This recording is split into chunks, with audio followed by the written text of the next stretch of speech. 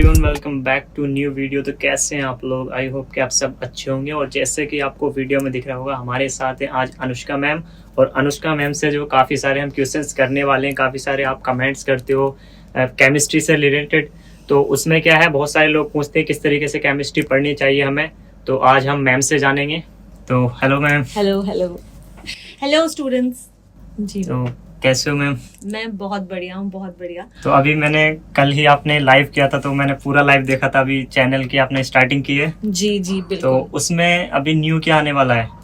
बहुत सारी चीज़ें अभी प्लान कर रहे हैं हम। एक्चुअली मुझे ऐसा लगा था कि एक केमिस्ट्री बेस्ड चैनल होना चाहिए, मतलब जहाँ पे आप स्टूडेंट को हर एक चीज़ मिल सके।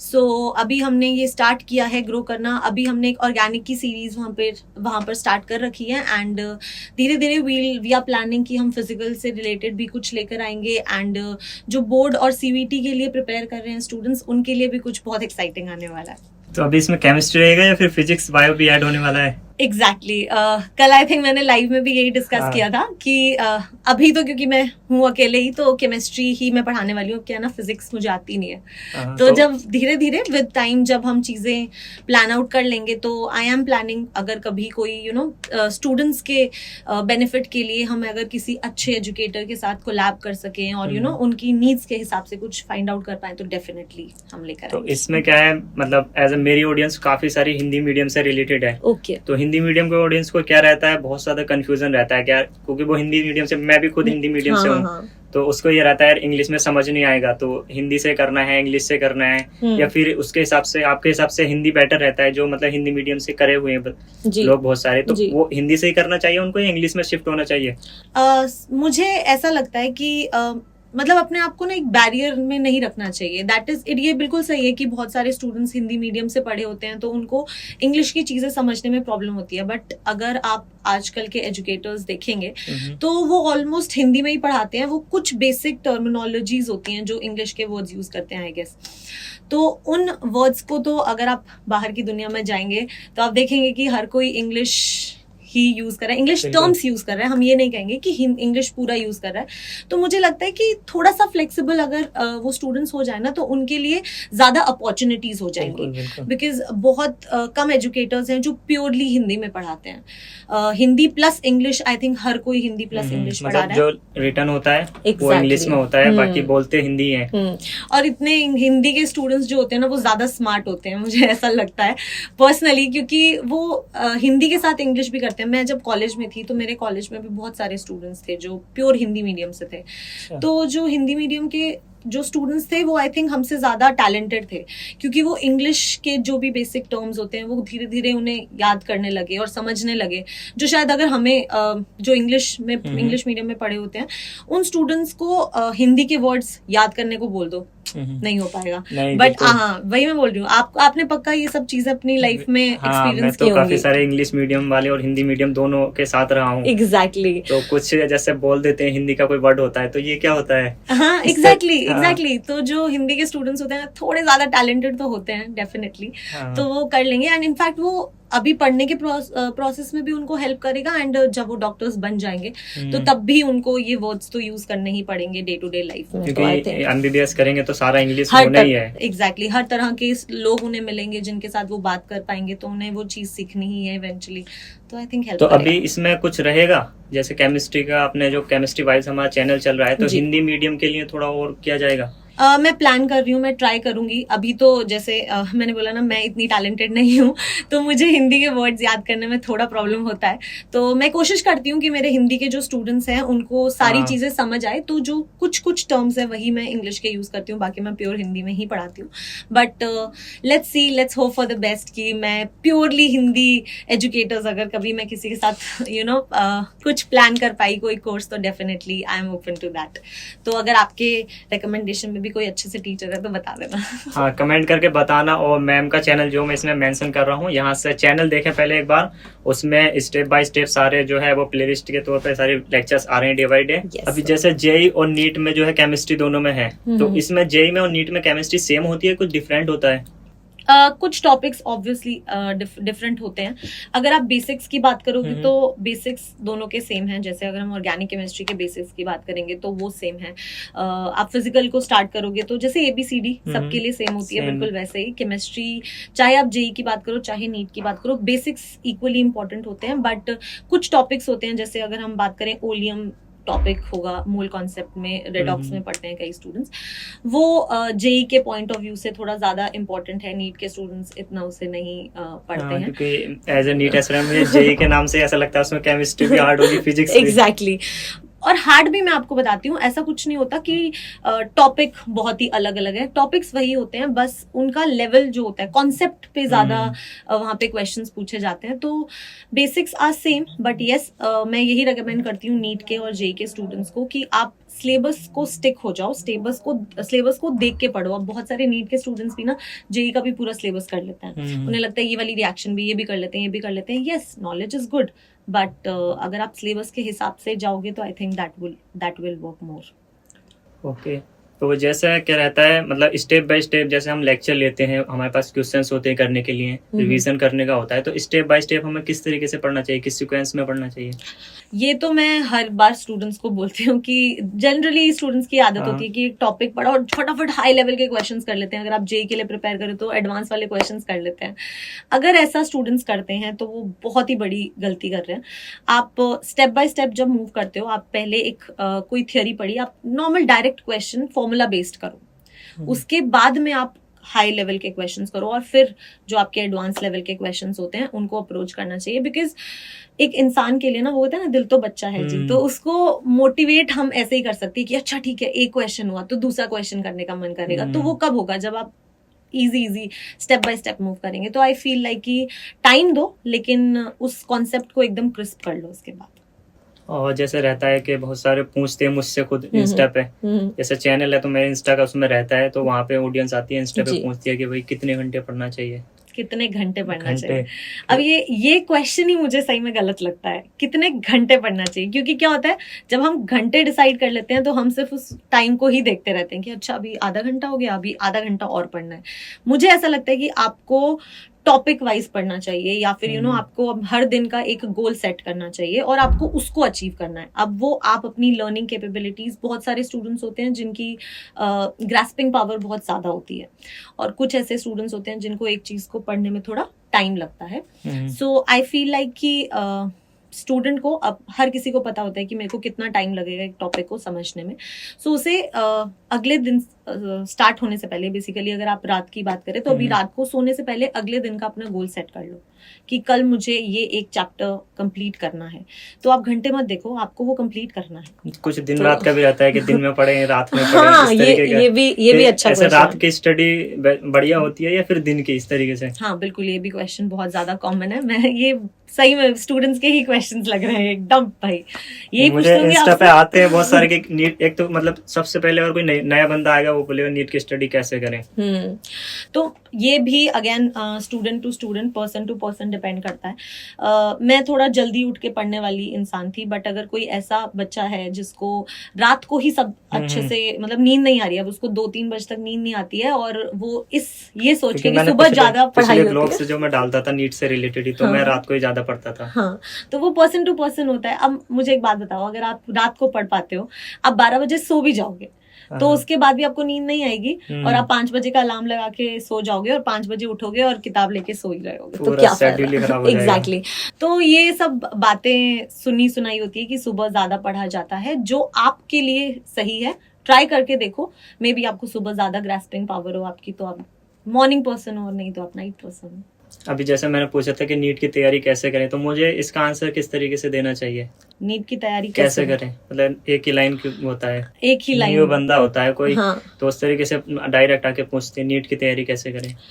सबसे पहले तो जो एक ट्रेडिशनल वे होता है ना कि यार मैं ना अपना एक टाइम टेबल बना लेता हूँ. कौन सी क्लास से करें इस तरीके से? कौन सी क्लास से? आई थिंक आप अगर अपनी नाइन्थ क्लास से जो बेसिक चीजें होती हैं, आप उनको अच्छे से पढ़ना शुरू कर दो. बिकॉज कुछ भी बोलो, मोल कॉन्सेप्ट हो गया, उसके जो बेसिक्स होते हैं, या फिर एटॉमिक स्ट्रक्चर के जो बेसिक्स होते हैं, वो आपके 9-10 से स्टार्ट हो जाते हैं. तो आप, अगर आपने प्लान 9-10 तक सोच लिया है कि हाँ मैं तैयारी करना शुरू कर सकता हूँ, तो बहुत बेसिक बेसिक चीजें जो आपके 10th तक आ रही हैं उनको आप जरूर गो थ्रू कर लो। साथ ही साथ मैं ये नहीं कहूंगी कि 11th का आधा सिलेबस 10th में ही कर लो, बट यस अपने बेसिक्स जरूर कर लो। तो जैसे एटॉमिक स्ट्रक्चर के अंदर एटॉमिक स्ट्रक्चर के कुछ टॉपिक्स जो होते हैं वो आपके 10th के सिलेबस में है, तो आई फील लाइक कि उनको कॉन्सेप्चुअली समझ लेना चाहिए स्टूडेंट को। 10th तक आदत होती है रटने की, तो वो आदत 9th और 10th में छोड़ने की कोशिश करनी चाहिए, तो 11th में थोड़ी आसानी होगी। बाकी ऐसा कुछ नहीं है कि अगर मैं 9th क्लास से पढ़ने लग गया तो मेरा नीट जल्दी निकल जाएगा, नहीं, आप अपने पेस के हिसाब से प्रिपेयर करेंगे तो हो सकता है। अभी केमिस्ट्री और फिजिक्स में क्या रहता है, न्यूमेरिकल्स वगैरह रहते हैं, तो वो नहीं हो पाते हैं, तो उसमें रहता है डिप्रेशन के थोड़ा डिमोटिवेशन। ये जिनका ये होता है ना, वो डेफिनेटली एक ही गलती करते हैं, वो थ्योरी पढ़ते हैं और वो सीधा हाई लेवल के क्वेश्चंस करते हैं। तो फिर हमें इसके लिए क्या करना चाहिए ताकि न्यूमेरिकल भी अच्छे से हो, सारी चीज बढ़िया तरीके से? अगेन द सेम आंसर, अगर आप थ्योरी न्यूमेरिकल्स की बात करते हैं तो आपको हर एक टॉपिक के बाद क्वेश्चंस करने चाहिए। ऐसा नहीं होना चाहिए कि यार मैंने एक पूरा चैप्टर का थ्योरी एक साथ पढ़ा और फिर सारे न्यूमेरिकल्स एक साथ किए, नहीं। आप एक टॉपिक पढ़िए, आप उसके फॉर्मूला बेस्ड क्वेश्चंस कीजिए एंड देन उसके अच्छे लेवल के क्वेश्चंस करिए, फिर दूसरा टॉपिक पढ़ो, फिर उसके फॉर्मूला बेस्ड क्वेश्चंस करो, तो इससे बच्चे को खुद को कॉन्फिडेंस आएगा और उसको खुशी मिलेगी कि अच्छा हाँ मेरा एक क्वेश्चन हो गया, मैं दूसरा ट्राई करता हूँ। कोई क्वेश्चन हो जाता है तो खुशी अंदर से ही आती है, फिर न्यू करने का मन भी करता है। न्यूमेरिकल्स है ही ऐसा, अगर होने लगे तो आप 1-2 घंटा बैठे रहोगे और अगर पता भी नहीं चलेगा उसमें टाइम का, जब होते रहते हैं टाइम का भी नहीं पता चलता है। ट्रू। तो दिस मेरे को सही में मैंने ये खुद अपनी स्टूडेंट लाइफ में एक्सपीरियंस किया है। मेरे पापा मैथ्स के टीचर थे, तो मतलब हैं अभी भी। तो मैं जब मैथ्स पढ़ती थी तो मुझसे जब क्वेश्चंस नहीं होते थे, मैं मन नहीं करता था, बट वो मुझे बिठा के रखते थे, वो बोलते थे ट्राई करो, एक क्वेश्चन होगा तो फिर मुझे लगा अच्छा चलो दूसरा भी करते हैं, तो वो होता है। दिस इज तो आपने मैथ्स से किया था? नहीं, केमिस्ट्री, मुझे केमिस्ट्री पसंद थी, बट मैंने मैथ्स बहुत पढ़ी है। मतलब 12th मैथ्स से किया था या बायो से? मैथ्स से किया था, इंजीनियरिंग। अच्छा, सही है। और जैसे अभी आपका चैनल चल रहा है इसमें, तो आप जो सिलेबस रिड्यूस हुआ वो पढ़ाओगे फिर, या फिर सारा सिलेबस पढ़ाओगे जो ओल्ड भी है? अभी मैं पहले आई विल ट्राई कि मैं रिड्यूस्ड सिलेबस के हिसाब से पहले सब करवा दूं, ठीक है। उसके बाद में मैं जो डिलीटेड चैप्टर्स हैं उसके बाद में मैं उसे कवर कराऊंगी, ताकि जिससे इंटरेस्ट है वो रिड्यूस सिलेबस के हिसाब से ही पढ़े, और जिसे मतलब मुझे पर्सनली सॉलिड स्टेट मेरा फेवरेट चैप्टर था, और जब वो कैंसर डिलीट हुआ मुझे बहुत बुरा लगा। So I really want to show people की सॉलिड स्टेट बहुत प्यारा चैप्टर है। तो जिसको जैसे जेई के स्टूडेंट्स हैं अभी, उन आपके जेई के एज ऑफ नाउ अभी तक कोई न्यूज नहीं आई है, तो सिलेबस में है अभी तक, तो आई फील लाइक कि हाँ सॉलिड स्टेट मतलब बाकी के चैप्टर्स जो हैं वो मैं बाद में पढ़ाऊंगी। और सबसे ज़्यादा तो यही रहता है कि कंसिस्टेंसी कैसे बनाए रखें, खुद को मोटिवेट कैसे रखें, इसके बारे में बच्चों को थोड़ा सा मोटिवेशन भी मिल जाएगा। बिल्कुल, बच्चे मोटिवेशन ढूंढते रहते हैं। हाँ। हमें मोटिवेट कर दो, हमें मोटिवेट कर दो। आई फील लाइक मोटिवेशन अंदर से आना चाहिए। मुझसे पूछते हैं आप कैसे मोटिवेट रहते हो? ऐसा आप चलो आप बताओ आप कैसे रहते हो, फिर मैं तो बस क्या, पढ़ाई का ही है, जैसे करनी है तो करनी है, उसमें कुछ इधर का नहीं सोचना, ना ही उधर का सोचना है, आगे पीछे कुछ नहीं। और ऐसा नहीं है कि कैसे कभी कभी क्या होता है तो एक टाइम टेबल बना लेता है, तो खुद को मोटिवेट करने के लिए जैसे फैमिली से बात कर लिया या फिर कोई वीडियोस वगैरह देख ली, उससे भी थोड़ा सा रहता है। बाकी जितनी अलग की चीजें देखेंगे तो और माइंड में चीजें आएंगी, तो वो सब नहीं करता था।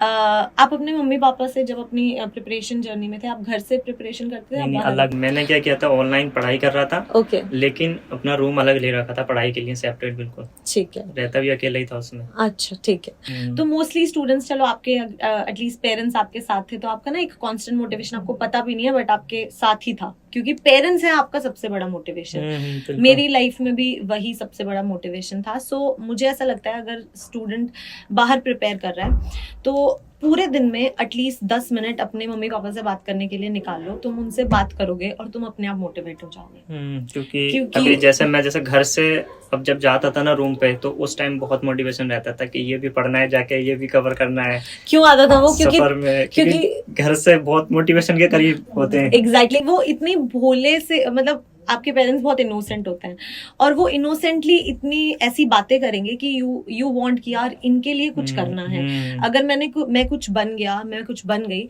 तो मैं शायद इनको बहुत खुशी दे पाऊंगा, ये मेरे से प्राउड फील करेंगे। आपके 10 में से 10 नंबर आ जाते हैं तो आपके पेरेंट्स प्राउड फील करने लग जाते हैं। सो आई फील आपका मोटिवेशन आपके पेरेंट्स ही हैं, किसी और से मोटिवेशन मत लो, उनसे बस 10 मिनट बात कर लो, तुम अपने आप मोटिवेट हो जाओगे। बिल्कुल। अभी जैसे मैंने 12th में क्या है अपना स्कूल टॉप किया था, तो उस टाइम मैंने देखा था कि कितना माहौल था। और अभी हमारा किराना स्टोर है, हाँ। तो वहाँ पे जैसे कभी कभी मैं भी चले जाता हूँ, पापा वहीं रहते हैं, तो जैसे पापा के फ्रेंड लोग आते हैं तो ये हमारा छोटा वाला है, अभी इसने टॉप किया है, तो थोड़ा बहुत प्राउड सा फील होता है। बिल्कुल। और पापा लोग बहुत स्मार्ट होते हैं, वो आपके सामने आपकी तारीफ नहीं करेंगे, बट वो आपके पीछे बहुत तारीफ करेंगे। तो यस, तो वही ना, आप खुद ही बोल रहे हो आपके पापा भी आपके मोटिवेशन थे, तो यही होता है सबका। बहुत बड़ा, सबसे बड़ा मोटिवेशन तो वही है। यस, कि कुछ भी हो जाए बस हार नहीं मानना है। यस, चलते रहना है। बस ये भी बहुत बड़ी प्रॉब्लम है कि जब हमारी लाइफ में होता है, हर किसी की लाइफ में ऐसा होता है कि एक फेज अच्छा आएगा, उसके बाद में आपका मे बी थोड़ा सा डाउनफॉल आ रहा है, मे बी आपके मार्क्स अच्छे नहीं आ रहे या कुछ भी है, तो वहां पे ना गिव अप मत करना। देखो डॉक्टर बन रहे हो तो आपको ऑब्वियसली पता होगा कि जो लाइफ साइकिल जो होती है, वो जो मशीन होती है, उसके अंदर भी वो साइन की तरह ऐसे ऐसे ही चलता रहता है, ups and downs, ups and downs. Yes, I am sorry, मुझे वो टर्म नहीं पता था, but yes, ups and downs, right. Yes, अगर ऐसे लाइफ हो जाती तो वैसे भी बोरिंग हो जाती है और वैसे भी खत्म हो जाती है। सो यस, अप्स भी आएंगे, डाउन्स भी आएंगे। अगर आपका बुरा टाइम चल रहा है तो आपका अच्छा टाइम भी आएगा। हाँ, एक क्वेश्चन और कमेंट्स में काफी सारे रहते हैं कि बोर्ड प्लस जैसे नीट या जेईई की प्रिपरेशन है, और अभी वो 11th में है, और उन्होंने एक ऑनलाइन बैच लिया है और वो स्कूल भी जाते हैं, तो ये साथ हो सकता है मैनेज? डेफिनेटली हो सकता है। नीट तो डेफिनेटली हो सकता है। इनफैक्ट मैं तो बोलूंगी जेईई भी, अगर you have great determination and consistency तो आप कर सकते हो, क्योंकि अगेन वही चीज है, सिलेबस बदल थोड़ी गया। नहीं, उसमें टाइम का थोड़ा रहता है ना, बच्चा जाएगा फिर मेहनत, ऑब्वियसली मेहनत डबल हो जाएगी, बट अगर आप डिटरमिन्ड हो गई ना, 2 साल, जो मम्मी पापा कहते हैं कि 2 साल मेहनत कर ले, बस 2 साल मेहनत करनी है, उसके बाद में आराम ही है। तो वो बात है, अगर एक स्टूडेंट डिटरमिन्ड है तो वो जो स्कूल के लिए पढ़ रहा है, अब ये मैंने देखा है, जो सिर्फ बोर्ड के लिए पढ़ते हैं वो चीजें बस पेपर पास करने के लिए याद कर लेते हैं, मतलब दिस इज नॉर्मल, ऐसा होता है। अगर वो उसी चीज को थोड़ा कॉन्सेप्चुअली समझ लेंगे और क्वेश्चन प्रैक्टिस एक्स्ट्रा कर लो and you clear your concept. See, NEET में एनसीईआरटी बहुत ज्यादा जरूरी है, राइट, एंड बोर्ड्स के लिए भी सेम ही है। तो अगर आप अपनी मेहनत, अगर आप लेट्स से 100 में हम उसको काउंट करें कि इतनी आप बोर्ड्स के लिए मेहनत कर रहे हो, अगर आप 150 भी कर लोगे ना, आप नीट क्रैक कर सकते हो। सो बस वही है कि आपको थोड़ा एक्स्ट्रा टाइम देना पड़ेगा। जो आपके स्कूल में जो फ्री पीरियड्स होते हैं, जिसमें ग्राउंड में खेलते रहते हैं, उस टाइम पे तुम थोड़े क्वेश्चन प्रैक्टिस कर लो। जो आपके ऑनलाइन क्लासेस की डीपीपीज होती हैं, वो आप उस टाइम पे प्रैक्टिस कर सकते हो, राइट। एंड फिर घर पे आने के बाद में आप अपनी प्रिपरेशन कर सकते हो। एंड इस टाइम पे मैं एक चीज बोलूंगी, अपना एम ना सिर्फ जो टेस्ट आने वाला है, टेस्ट नहीं छोड़ना है कभी। ये तो आई थिंक हर टीचर बोलता है, किसी को इसमें कोई डाउट नहीं है। तो जब आप अपने टेस्ट के लिए प्रिपेयर कर रहे होते हो, तो आप बस इतना एम कर लो कि जो मेरा, मोस्टली संडेज को टेस्ट होते हैं, जो मेरा संडे को टेस्ट है, मुझे उसका सिलेबस कंप्लीट करना है। अब टेस्ट ऐसे होते हैं कि पूरे साल में आपका पूरा सिलेबस कवर होता ही होता है, राइट। तो अगर आपने सिर्फ टेस्ट के लिए प्रिपेयर करने का एम बना लिया, तो भी आप इवेंचुअली अपना पूरा सिलेबस कंप्लीट कर लोगे। तो ऐसा ही कुछ प्लान करके रखोगे तो डेफिनेटली आपको हेल्प करेगा। बहुत सारे क्या होता है, बैकलॉग हो जाता है। बैकलॉग हो जाता है, तो उसमें क्या है, मुझसे भी पूछते हैं बैकलॉग हो गया, उसको कवर कैसे करें, तो पीछे का रह जाता है, या वही पढ़े, लाइव वाला पढ़े। तो आप जैसे मान लो कोई चैप्टर चल रहा है, तो अब बीच में जाके लाइव क्लास लेने का भी कोई सेंस नहीं बनता अगर आपका बैकलॉग हो गया है। तो उस टाइम पे आप रिकॉर्डेड लेक्चर्स देखो। अब आपको थोड़ी सी मेहनत एक्स्ट्रा करनी पड़ेगी कि आपको एक दिन में मे बी 2 लेक्चर्स लगाने पड़े, और फिर नेक्स्ट चैप्टर आपको हर टीचर चैप्टर शुरू होने से पहले बताता है कि अगर आपने ये वाला चैप्टर किया है तो आप इसको स्टार्ट कर सकते हो, और अगर नहीं किया है तो वो थोड़ा सा आप सुन लो, समझ लो, और अगर आपने वो पर्टिकुलर चैप्टर किया है तो आप नेक्स्ट लेक्चर से स्टार्ट कर सकते हो। बट बहुत बार जो इंटर रिलेटेड चैप्टर्स होते हैं, आई फील लाइक कि उनमें टाइम वेस्ट नहीं करना चाहिए। पहले अपना बैकलॉग कंप्लीट कर लो, उसके बाद ही लाइव क्लास अटेंड करो। और बाकी कुछ कमेंट्स के रिप्लाई रह गए होंगे? तो उसका जो है वो नेक्स्ट वीडियो में मैं एक्सप्लेन करने की कोशिश करूँगा। और बाकी इससे रिलेटेड आपको कुछ भी डाउट हो नीचे कमेंट करके बताना। बाकी मिलते हैं फिर एक न्यू वीडियो में, तब तक के लिए बाय। बाय।